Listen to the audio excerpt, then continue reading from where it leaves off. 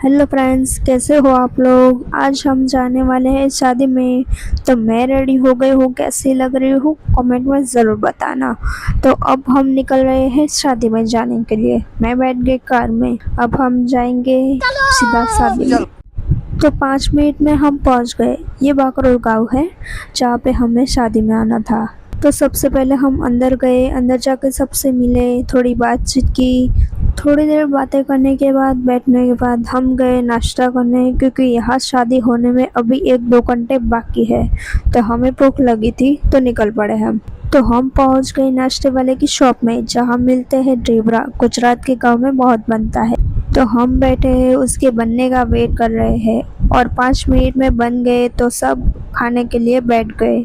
तो सब ने खा लिया, फिर हम वहाँ से निकल जाते हैं एक आंटी के घर जाने के लिए। तो हम वहाँ पहुँच गए, थोड़ी देर बैठे, बातचीत की। उसके बाद हम निकल जाते शादी वाले घर जाने के लिए। तो हम वहाँ पहुँच गए, वहाँ पे टीमें चालू हो गई। जो फिर बैठ के सबको थोड़ी देर देखा, इतने में ही बारात आ गई। फिर हम भी बारात देखने गए। सब टिमली कूद रहे थे, दूल्हे को घोड़े पे थोड़ी देर नचाया। फिर सब बाराती अंदर आ गए। फिर थोड़ी देर अंदर बैठे, फिर हम गए खाना खाने के लिए। लेकिन इतने में ही मेहुल का अंकल के साथ झगड़ा हो गया।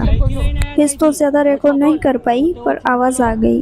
ઓછું બોલે એમ કહું છું તને ઓછું બોલો હા બરાબર પોતે ઓછું બોલો પહેલા પણ તું આ ક્યારથી લઈને આવ્યો છું પૂછું તને ગમે ત્યાંથી લઈને આવ્યા અમે ગોઠવીને પહેલા બેહવા માટે ગોઠવી છે અમે ગોઠવી બોલે બેહવા માટે હા પાવર નહીં કરતો હમણાં લાલ પાવર ના કરતો અને ઈ દોવાની વાત કરે જતો રે ક્યારથી લઈને આવ્યો છે તમે અલા ગમે ત્યાંથી લાવ્યો કેમ બોલે છે એટલો હું છે એટલે કે બોલે છે અહીં બેહો નથી આવે છે આ મેં અરે પણ બધા માટે ગોઠવીને બેઠા ને અમે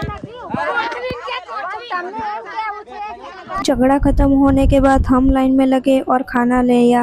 फिर सब बैठ के आराम से खाना खाया। खाने के बाद हम आगे जाके बैठे और वहाँ उनके रीति रिवाज चल रहे थे। बहुत ज्यादा गर्मी लग रही थी और घर भी जाने का टाइम हो गया था। मॉम को थोड़ा काम था तो वो हमें 5 मिनट वेट करना पड़ा।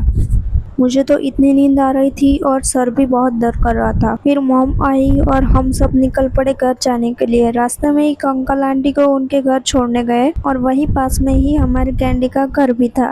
मैं उसको लेने गई और वो मुझे देखते ही हमारे साथ आने के लिए भाग के कार तक आ गई। फिर हम आंटी के घर आए और सबसे पहले हमने चाय पी। थोड़ी देर बात करने के बाद हम घर के लिए निकल पड़े।